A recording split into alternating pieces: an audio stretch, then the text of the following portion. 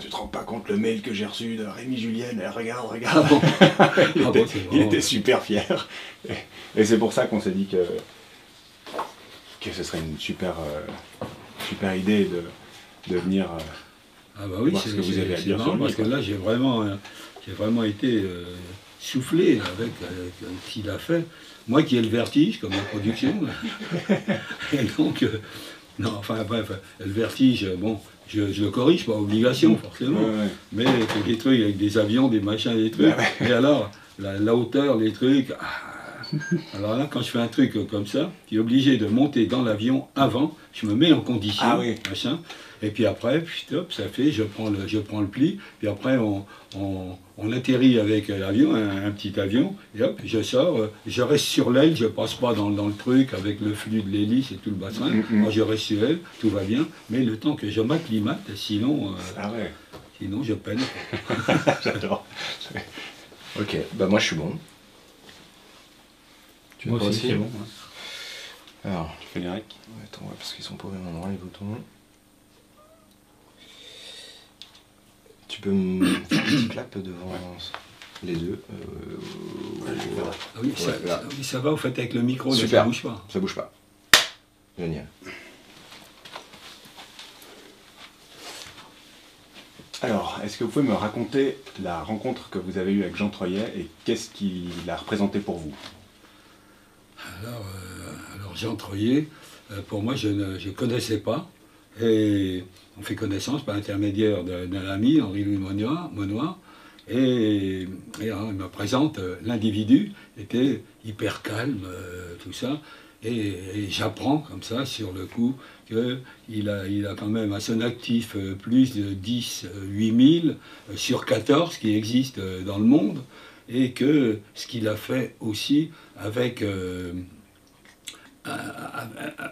son record, qui était absolument délirant quand on se rend compte de ça.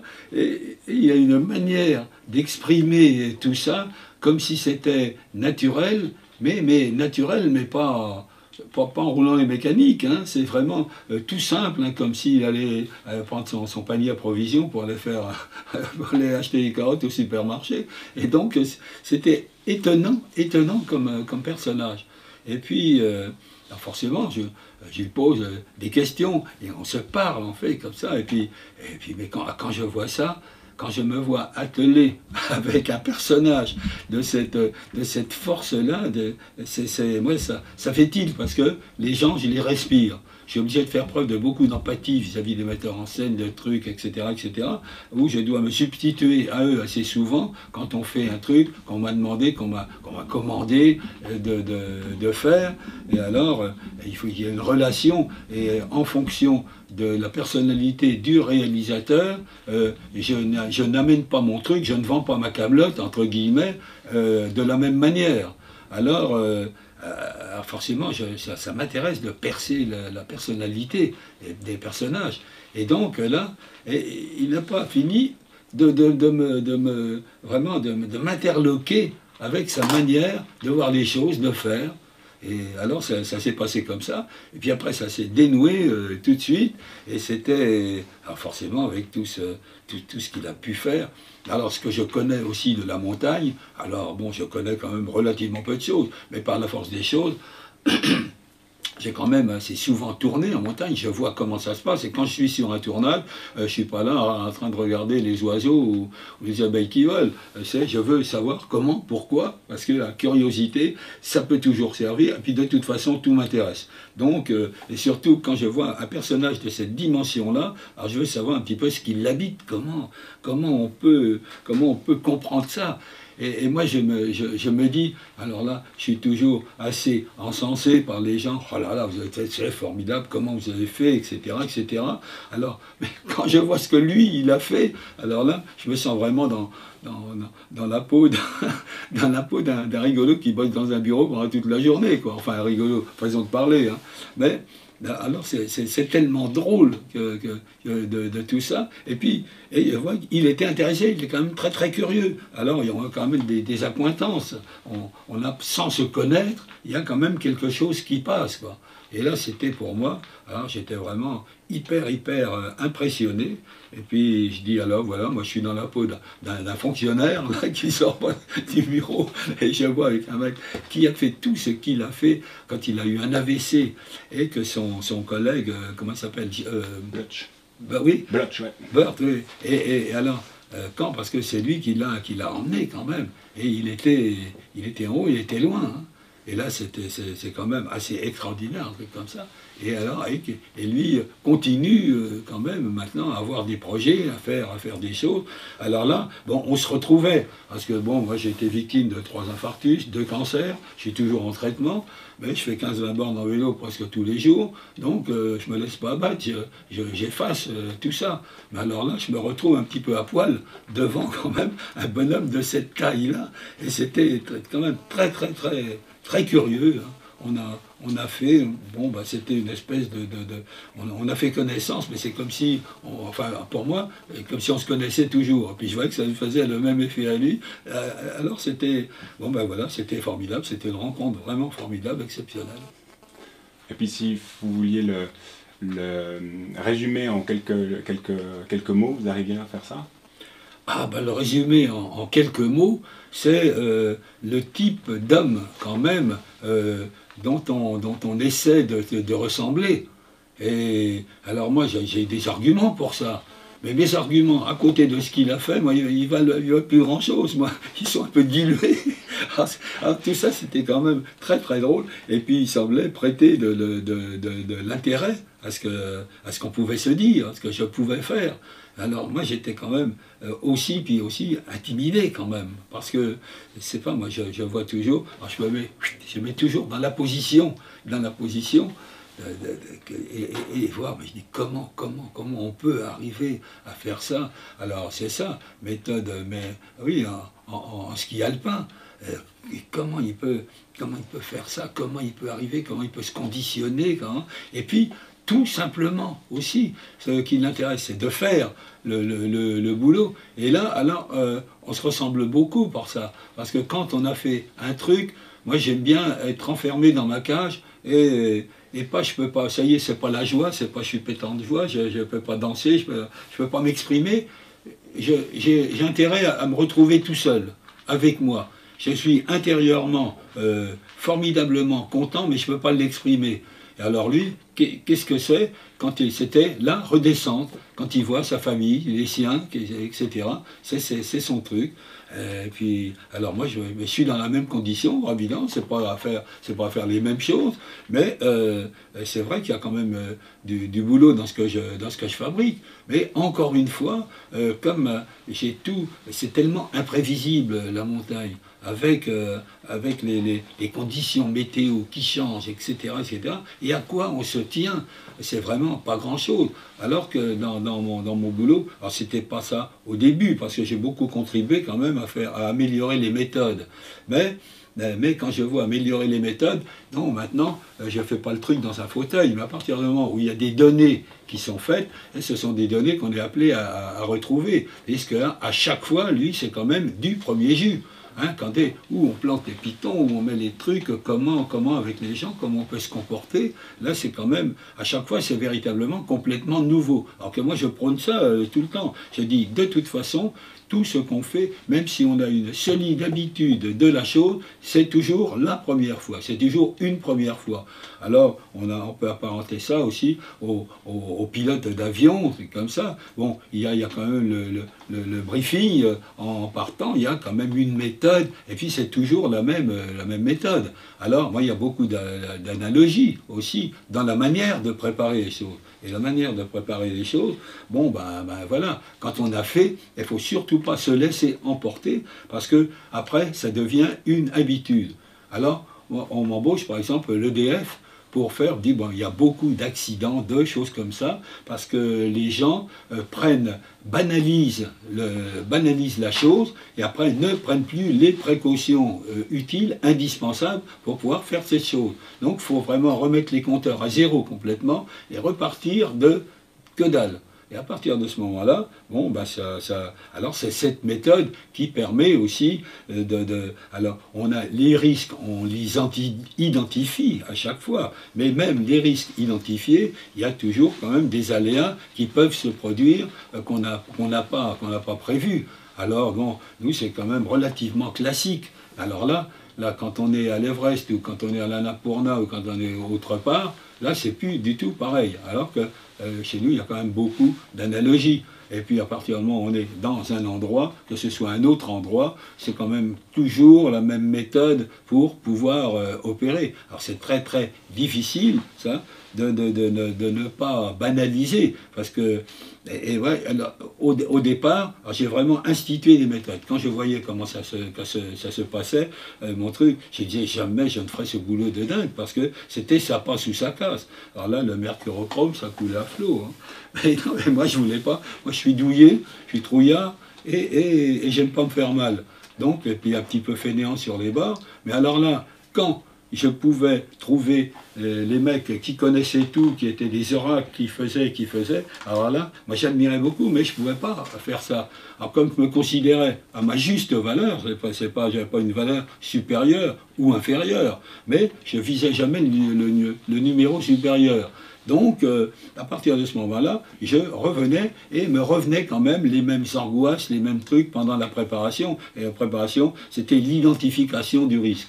Alors, mon identification à moi se fait quand même beaucoup plus simplement que son identification qu'il peut avoir, lui, dans un lieu. Parce que même si c'est à chaque fois, ou ça peut être souvent la même piste, le même truc, mais il y a tellement de choses dans la nature qui se passent qu'on ne peut jamais se fier, on ne peut jamais se souvenir de tout ce qui s'est passé. Alors que pour nous, c'est quand même beaucoup plus facile, beaucoup plus simple quand même à digérer toutes ces difficultés. Et c'est ça qui me permettait de dire, alors moi, j'ai pas intérêt, bon, à mon âge, à rouler mécanique, à avoir la grosse tête, hein, mais alors là c'était... Mais lui, alors, qu'est-ce que ça peut être? Et je voyais ce bonhomme tout simple quand même, et je le voyais accroché avec... Alors là, j'étais soufflé de voir son comportement, et comment c'était, et puis en même temps, formidablement fier quand même de rencontrer quelqu'un de simple, d'extrêmement simple. Et avec lui, on comprend tout de suite.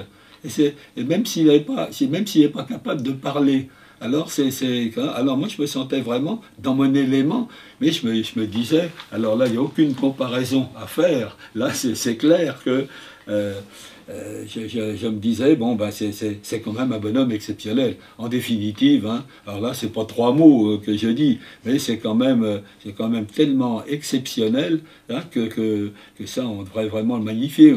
On doit lui faire une statue de son vivant, lui. En fait, c'est ce que vous avez dit, c'est l'humilité qui vous rejoint entre lui et vous, cette espèce de voir le... Oui.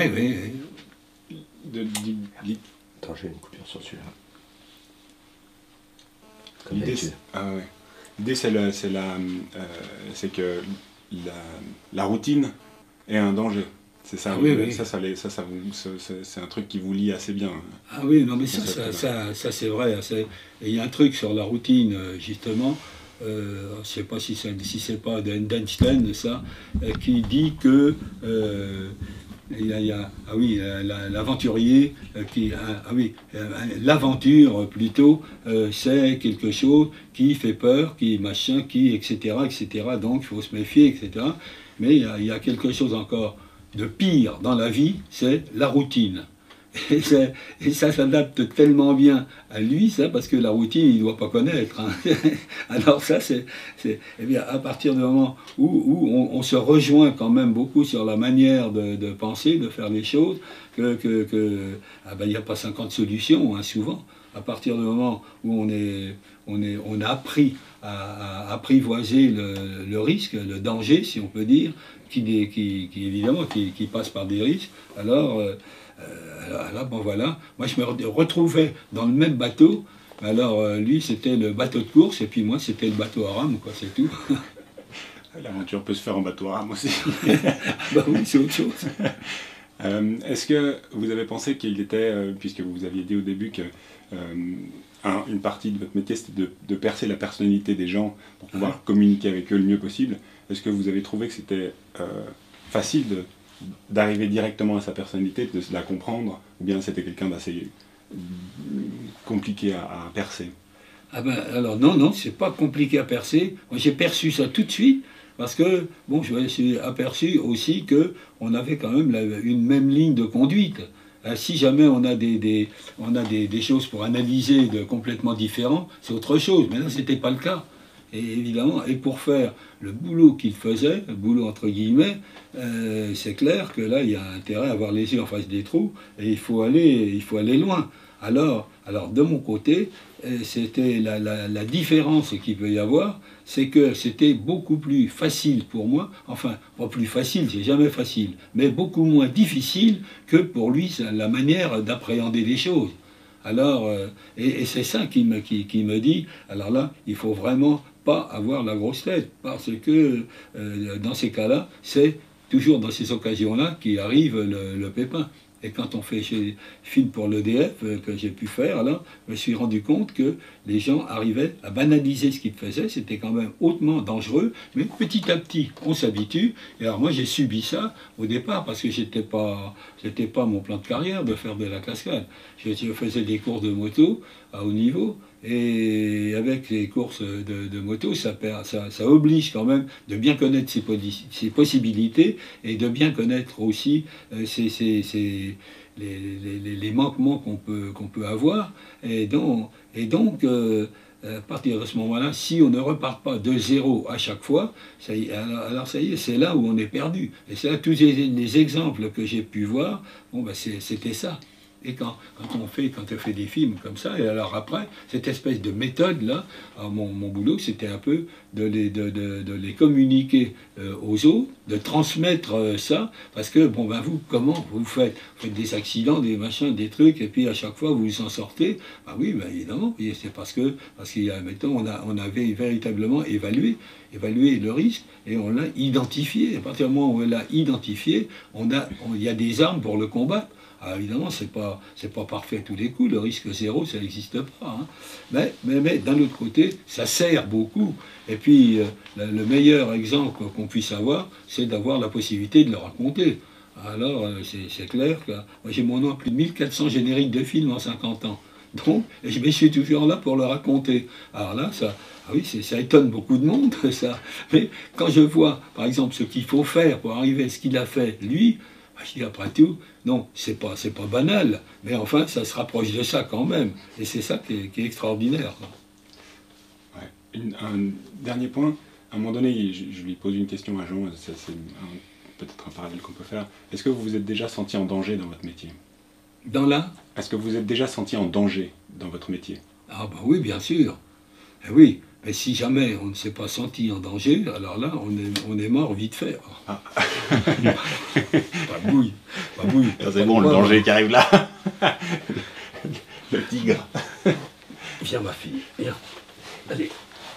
Voilà. Ça c'était bien. On était sur le danger. Oui, justement. Attaqué. On a gardé celle-là. On a gardé celle-là. Alors, oui, bah oui, forcément. Et moi, je me mets en danger. Parce que, très très souvent, quand même, je suis amené à inventer les trucs, à proposer. Et puis, c'est plus ou moins compliqué, plus ou moins difficile. Il n'y a pas du tout la même manière d'amener, de comprendre ou de faire comprendre aux gens. Quand je fais un James Bond, les gens ont la confiance. Et l'un des plus belles victoires pour moi, c'est d'avoir inspiré la confiance. Et alors, les bons, ce sont des pragmatiques. Ce ne sont pas des poètes, attention. Et donc, il y a 4 critères principaux. James qui gagne toujours, bel environnement, belle fille et de l'action. Qu'est-ce que vous pouvez faire? Alors là, Alors je fais du bond, évidemment, je phosphore, je fais pouf, et les scénaristes entrent en jeu après pour trouver l'argument qui correspond à ce que j'ai proposé. Et là, c'est formidable, là. La cocorico. Ouais, mais il faut aller au bout, là, faut pas se tromper. Sinon, aussi, ça tire à vue de l'autre côté. J'en ai fait 6 avec eux. Et c'est clair que si j'avais failli, ça y est, ils auraient tiré à vue, là. Mais bon, c'est pas le cas. Alors tout ça, ça m'oblige à une certaine gymnastique. Et cette gymnastique qu'il faut à chaque fois balayer. Et quand il y a un truc, alors là, j'apprends à me foutre la trouille, parce que je libère complètement mon esprit et je me dis, bon, il y a un truc à accomplir. Est-ce que ça, en théorie, c'est possible? Alors bon, ben je cherche un peu, puis je cherche la petite bête aussi, hein. C'était quand on voit avec une production à qui je propose de faire rouler des camions-citernes aux normes américaines de 22 mètres de long, un machin de 15 tonnes, qui roule en équilibre sur le côté. Alors bon, ben c'est pas rien. Alors là, maintenant, il faut dompter ça. Ça demande des mois, des fois. Mais à partir du moment où ils ont confiance, alors là, la confiance, c'est dans ce monde du pognon, il y a le budget ouvert total. Alors bon, il faut surtout pas oublier qu'à la fin, ils ont des comptables quand même super crack, hein, qui sont au centime d'euro près. Donc, si jamais on triche, automatiquement, bon, c'est pas pour ça, c'est pas quand même mon tempérament de tricher. Je fais des choses, point. Et puis après, s'il y a besoin il faut que je valide aussi, et s'il y a besoin de prouver aussi, je suis là. Donc, je ne peux pas être pris sur le fait. Alors, il y en a tellement qui s'imaginent que c'est très facile au départ, alors on met des petites rallonges, on met des petits trucs, et automatiquement, ça se connaît. Et alors ça, c'est vraiment c'est un état d'esprit. Mais quand on attaque des trucs qui sont quand même très, très, très difficiles, et qu'on n'est pas très sûr de pouvoir assumer, alors là, ça travaille... Là, ça travaille la calebasse. Là, il faut viser. Puis avant de décider, et on n'est jamais sûr de réussir à 100%. Alors, si on ne peut pas, il faut toujours trouver une voie de secours. Mais la voie de secours, il n'empêche que quand on est à une salle de réunion et qu'on discute, alors là, ça y est, là, les gens sautent par-dessus les maisons, grimpent après les murs, il n'y a pas de problème. Mais quand on est en train d'attendre caméra 1, caméra 2, caméra 4, 5, attention, départ dans 5 secondes, dans 10 secondes, 5 secondes, 3, 2, 1, go, et alors là, et alors le truc, là, c'est le geste juste au moment juste, et là, il y a toujours un moment de battement, et en train de se dire, mais qu'est-ce que je fous là? Alors je me demande, dans quel état d'esprit il peut être, lui, parce que quand il y a des difficultés, quand on se dit, quand on est en train de grimper et qu'il faut avoir vraiment le coup d'œil juste et savoir exactement ce qu'il faut faire, parce que c'est rare quand on passe exactement dans la même voie, dans le même chemin, avec les mêmes trucs que ce qui se présente. Alors là, je me dis, qu'est-ce qu'il peut avoir dans la tête en train de se dire, fatigué, etc., si on n'a pas envie d'abandonner, parce qu'il est fait quand même souvent état aussi de la mort. Moi j'ai écrit un truc où là j'ai reçu le 17e synopsis, et où invariablement j'aurais dû y laisser ma peau. Et puis je suis là pour en parler. Donc il y a un truc. Alors dans mon synopsis, je fais au moment la voiture qui accomplit, bam, bim, boum, on se retrouve en équilibre. Alors là, sur le précipice, avec la voiture qui bascule comme ça, mon siège s'est cassé, j'ai perdu connaissance, c'est la pompe à essence en débitant clic, clic, clic, comme le moteur s'est arrêté forcément, qui continue de débiter l'essence brûlante sur les échappements brûlants. Donc là c'est pas rien quand on se retrouve avec ça, mais alors là, il y a l'essence qui débite, et là, je stoppe mon truc, parce que mon boulot, l'art, dans le cinéma, c'est l'art de l'illusion. Alors l'illusion, c'est la magie, c'est le truc.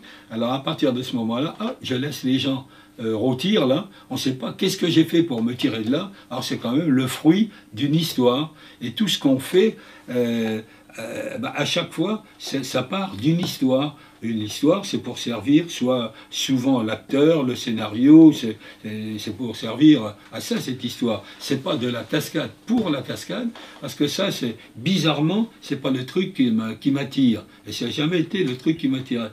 Moi, ce qui m'attirait, c'était comment on fait du cinéma, comment ils font pour pouvoir avoir ce rendu.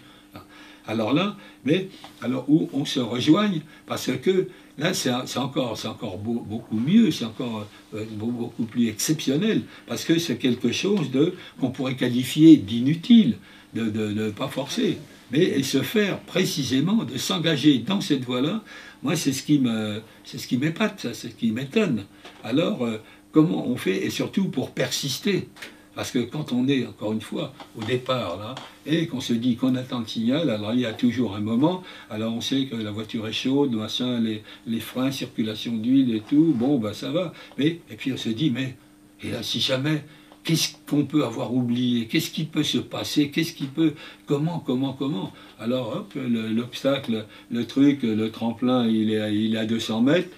Alors là, il faut passer... Alors, ce qu'on voit quand on est normalement à côté de tout ça, et qu'on a des rampes de 80 cm, on sait qu'on met alors là, bon, ben, c'est pas un problème. Mais à l'époque, il fallait voir l'aiguille du compteur, avoir le truc juste, avoir pu calculer, grâce aux données qu'on avait accumulées, comment un coefficient traîné, comment il fallait, en fonction du poids de la voiture, de la trajectoire, enfin bref, il y a toutes sortes de paramètres. Et tu dis, alors ça, on les a dans la main maintenant. Mais quand on débute, alors là, bon, il faut les établir, ces données. Alors là, il faut y aller avec son nez. Et à partir du moment où on établit des données, alors là, c'est comme Spielberg quand il a 200 dinosaures à faire voir. Là, le premier, il y a un sacré boulot, là. Il faut faire des essais, des tests, des machins, trucs comme ça. Et puis, et après, quand on arrive, hop, ordinateur, tac, tac, tac, tac. Là, avec les données du premier, ça y est, on peut en reproduire autant qu'on veut. Alors c'est pour ça que ça apparaît comme c'est vrai que le théâtre par rapport au cinéma, le théâtre c'est du réel tout le temps. Et qu'au cinéma, on fait des tranches, donc c'est quand même beaucoup plus facile à faire. Par contre, on a l'obligation absolue de faire zéro erreur. Parce que quand on fait des trucs comme on a fait chez Disney, un show qui demande de faire 4 fois dans la journée le même truc exactement, alors là il faut faire attention, parce que c'est là qu'il ne faut pas banaliser le truc, et à chaque fois pour revenir dans la réalité, alors là c'est difficile, et combien il y en a quand même qui se sont cassés la gueule en faisant réussir un truc, alors là l'adrénaline formidable, fabuleux, et tout prêt, et on recommence quoi? À passer dans un tunnel enflammé, dans un truc comme ça. Quand on a fait le premier truc, la moto a pris une certaine température, et quand on refait la deuxième fois, tout frais comme ça, c'est pas une moto nouvelle, c'est la même. Donc la moto a subi quand même des dommages qu'on ne voit pas. L'essence qui s'est chauffée, etc. C'est plus le même truc, et puis là, badaboum, là, ça y est, on y laisse sa peau. Alors tout ça, c'est une espèce de gymnastique qui est quand même, alors que moi je suis amené à dompter. Mais là, quand on est dans la montagne, alors là, il n'y a pas de machin, il n'y a pas de truc, là, il faut quand même être là sur le moment. Si jamais on a un petit coup de barre, un petit machin, là, on n'a pas le droit. Et alors là, dans la tête, qu'est-ce qui peut se passer pour arriver à faire des choses comme il a fait, hein, quand il se chope quand même un AVC, là, voilà. Et en même temps, son copain qui l'emmène, parce que lui a fait un boulot extraordinaire aussi. Hein. Alors vous étiez quand même dans le triumviral, là. et il faut que chacun ait son rôle. Et il faut là, véritablement une coopération complète. Il faut vraiment avoir une confiance absolue l'un dans l'autre. Et ça, c'est pas tout à fait la même chose, et ça devient quand même beaucoup moins compliqué. C'est toujours compliqué, mais ça devient quand même moins compliqué. Alors tout ça, on se dit, mince, et en définitive, quand on prend un recul, mais comment, pourquoi on s'engage dans un truc comme ça? Alors moi, maintenant, je me fous mes trouilles rétrospectivement, parce que je me dis, hein, j'ai fait ça. Et avec ce que j'écris, et alors là, ça me permet de prendre du recul, et je me dis comment on fait faire, par exemple, les cascades à Belmondo, qui veut faire lui-même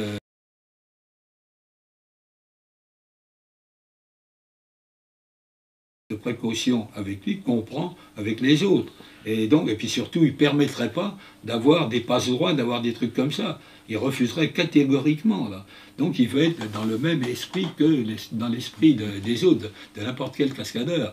Et là, alors on n'obéit plus à l'intelligence du bonhomme, là. C'est de l'intelligence qui a été emmagasinée dans le disque dur. Et ça, cette intelligence, on ne sait pas si elle va arriver à compenser les problèmes qui se présentent. Et alors là, c'est le geste qui paraît, le geste qui est juste la solution. Ça, on ne le voit qu'après. Et quand tout d'un coup, on s'est dit, merde, j'ai gagné ce coup-là parce que ben, j'ai bien réagi. C'est l'instinct, c'est l'instinct. Et alors, et Belmondo est doué de cet instinct. Alors, et puis moi je dois dire, si je suis encore là, bon ben c'est pas pour rien non plus, hein, c'est parce que, et tout ça, bon ben je suppose, c'est peut-être, on ne sait pas si c'est inné ou quoi ou qu'est-ce, mais comme depuis quand j'étais tout môme, hein, à 3 ans, et je me souviens de ça. J'avais des cousins qui m'emmenaient chez ma nourrice, j'avais des motos, des grosses motos. Et alors je montais, je me mettais à cheval sur le réservoir, je hurlais comme un veau parce que j'avais la trouille. Et ce qui me foutait la trouille avec la moto, c'est quand ça penchait. Alors c'est toujours cette histoire de coefficient à attraper pour pouvoir pencher le plus possible sans tomber. Donc c'est ça qui est compliqué. Ça me foutait une trouille mortelle. Quand j'étais arrivé chez la nourrice, après avoir fait 3 km, alors je hurlais encore plus fort parce que je ne voulais pas descendre et je voulais recommencer. Alors c'est une espèce de truc qui n'est pas naturel quand même chez le bonhomme. Alors tout ça c'est extrêmement drôle. Et puis quand on se trouve dans des situations comme ça, quand il y a bon, les conditions météo par exemple, les trucs comme ça, on s'est dit comment là on y va pas, comment on peut juger de ça. Alors là il faut être solide sur les pattes pour se dire, et l'idéal c'est quand même de prévoir. Alors c'est ce qu'on s'efforce de faire quand même, c'est de prévoir à l'avance tout ce qui est susceptible d'arriver. C'est là où c'est quand même véritablement l'étude du risque. Et donc, si jamais on arrive à être d'accord, quand au départ on est tout seul, alors c'est pas de la tarte. Mais alors maintenant, et plus ça, il y a quand même l'équipe, et ça, c'est le briefing. Et après, il faut débriefer. Et bon, débriefer, qu'est-ce qui s'est passé, comment ça s'est passé, et il arrive que, quelquefois, il y a un truc où on n'a pas compris pourquoi ça avait merdé. Et à ce moment-là, là, c'est l'horreur totale, parce qu'on se dit, mais alors, mais comment, qu'est-ce qui a pu arriver, un truc comme ça. Alors, ça peut être aussi une conjugaison de choses qui font que, des conjonctures défavorables, qui font que, additionné, bing, on ne se retrouve pas, on ne tombe pas sur ses pattes, c'est le cas de dire. Et alors là, si jamais on n'a pas compris comment c'est arrivé, pourquoi c'est arrivé, c'est mortel, là, on ne dort plus, c'est insensé. Alors tout ça, bon ben maintenant, mon boulot c'est quand même de transmettre des choses, mais transmettre des choses, là on n'a pas quand même la voix, on n'a pas le droit d'avoir on peut pas dire c'est comme ça, il faut quand même toujours laisser une marge, et cette marge, si jamais elle n'existe plus, alors là il y a quand même un gros risque.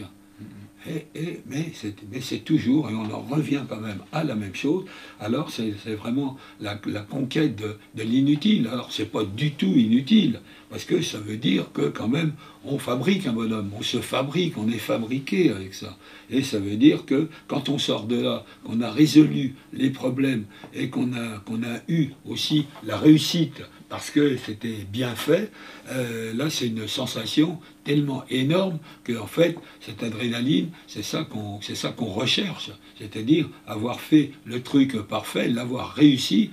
Et là, quand on a réussi un truc, c'est pas le fruit du hasard, c'est parce qu'on l'a quand même beaucoup travaillé. Mais on se dit, et si il arrivait ceci ou cela, Alors c'est ce qu'on s'efforce là, d'identifier ces choses-là, des choses qui risquent de ne pas arriver, mais aussi d'arriver. Alors là, c'est une philosophie, c'est tout à fait différent, et c'est ce qui fait que j'ai dit, en ayant terminé le truc, bon ben voilà, on a eu le bon geste au moment où il fallait l'avoir, et puis c'est passé, quoi. Mais quand on est, et on ne peut jamais savoir auparavant si exactement on va savoir le faire, ce vrai geste. Alors ça nous emmène aussi loin dans la philosophie. Quand on saute dans la flotte avec une voiture, un truc comme ça, on se trouve, il y a un barrage, il y a 90 mètres de fond, et là on ne peut pas se permettre d'aller au fond, évidemment, que la voiture explose en touchant l'eau, que la bagnole déroule, et on se dit, bon, là il faut s'arrêter, on ne peut pas sortir avant que la voiture soit arrêtée, pas qu'il vous tombe dessus, etc. Donc, et puis si on a le pied coincé dans l'arceau, et là, qu'on a un poignet cassé, et là, donc, tout ça, ça s'arrête, et alors là, le geste qu'on a répété 1000 fois dans sa tête, répété mentalement, répété en faisant là de sa position comment, où, et on ne trouve plus l'embout pour respirer, alors là, l'apnée commence à terminer son parcours et on se dit, merde, je vais y rester. Alors si on n'a pas prévu avant les plongeurs, machin, truc, etc., si on n'a pas prévu une situation comme ça, bon, alors là, invariablement, on y passe. Et là, quand on arrive au bout, et c'est là où on me demande d'en venir, alors là, bon, vous êtes... C'est comme mon coup, je racontais les tonneaux, trucs comme ça. Et quand à 150 à l'heure, on a un 100 qui fait qu'on ne peut pas redresser, il n'y a plus d'adhérence, il n'y a plus de direction, il n'y a plus rien du tout. On roule à 40 mètres à la seconde et on sait que dans 200 mètres, on est mort. Alors là, qu'est-ce qui passe dans la tronche? Alors là, de décrire ça. Alors avant, je n'avais pas cherché midi à 14h. Je me disais, merde, je m'en suis tiré, j'ai eu du pot. Alors maintenant, j'ai besoin aussi de savoir. Et quand je réécris tout ça, c'est là où les poils se mettent tout debout sur les bras, et on se dit, bah, et là, qu'est-ce que j'ai fait? Quelle a été ma réaction? Alors je recherche tout ça, et puis je me dis que dans ce cas-là, bon ben voilà, j'ai poussé un cri de rage face à l'impuissance, là, et se dire que tout se barre comme ça, et que je vais être mort dans quelques secondes. Alors là, c'est quand même extrêmement délicat à manipuler tout ça. Mais alors je suppose aussi que quand il y a un problème en montagne, parce que je rattache tout ça, évidemment, des situations extrêmes, ben, quelquefois, je sais pas, ça peut être toutes sortes de conditions qui ne sont plus les mêmes. Et là, quand on se dit, mince, là, je suis coincé, qu'est-ce qui peut arriver? Qu'est-ce qui peut m'arriver?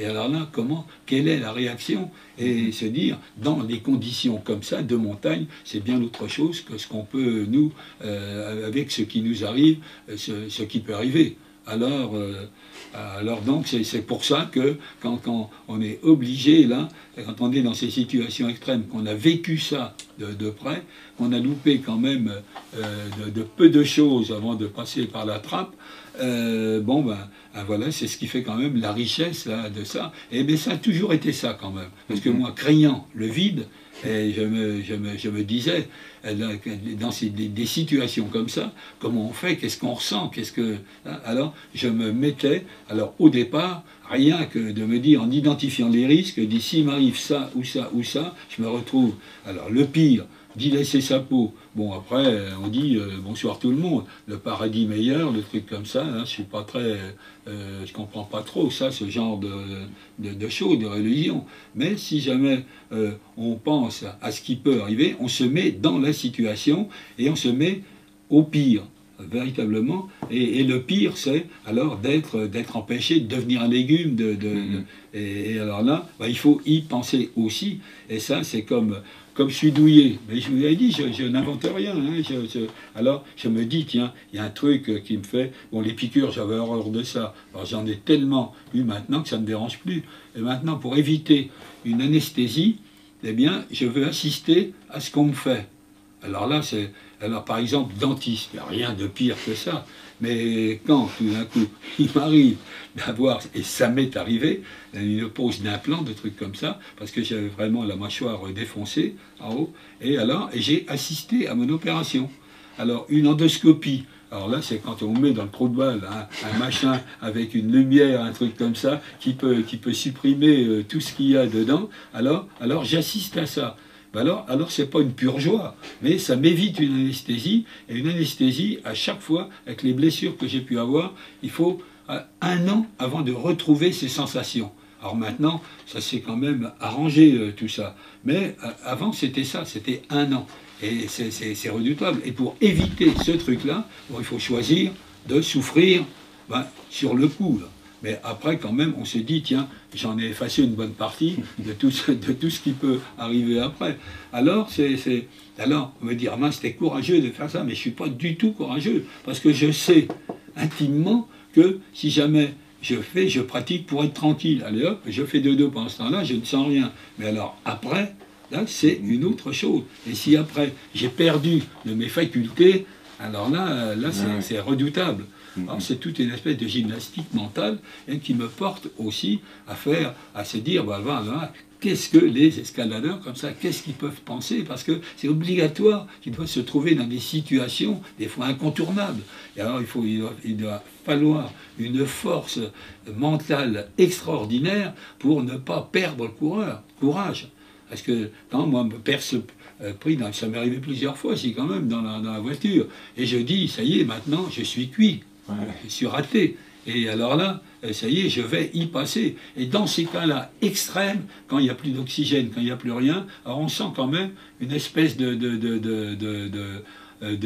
mieux, de choses comme ça, mais on est prêt à lâcher la rampe. Et là, on se dit, attention, je lâche tout ou je lâche pas tout. Et c'est là, au moment, il faut prendre la bonne décision, là. Parce que là, si jamais je lâche tout, c'est foutu. Tandis que là, on va jusqu'au bout, et paf, c'est un tympan qui pète, c'est quelque chose comme ça, mais qui fait que c'est une espèce d'horreur. Alors tout ça, bon voilà, puis c'est vivre avec ça, et puis après, eh ben on peut plus s'en passer de ça, parce qu'à partir du moment où on n'est pas passé par la trappe, mais on a réussi le coup à se sortir de là, ça veut dire qu'on se sent quand même beaucoup plus fort. Et à partir du moment où on se sent plus fort, c'est là où l'adrénaline joue son jeu et qu'on a combattu quand même les mauvaises forces pour arriver au bon résultat. Alors voilà, tout ça, c'est... Ouais. Non, c'est parce que j'arrive à la fin de la carte, c'est pour ça que je te préviens. Ouais. Non mais moi je crois qu'on est bien. Je crois il y a une dernière chose qu'il faudrait que ce serait super de faire, c'est face à cette caméra, juste dire un tout petit mot directement à Jean. D'accord. Oh oui. Bon alors Jean, je suis formidablement content de correspondre avec toi, et puis de dire, je ne veux pas faire de flagornerie, les machins, etc. Mais j'ai vraiment une vraie admiration pour un vrai bonhomme. Et puis, moi qui ai fait quand même pas mal de choses, me sens tout petit, hein, mais je suis content, je suis heureux, parce que je pense qu'on a correspondu et que notre rencontre, ça portera ses fruits, parce que ça veut dire que c'est formidable de rencontrer quelqu'un de plus fort que soi. Voilà. Eh ben, Tant pis pour lui.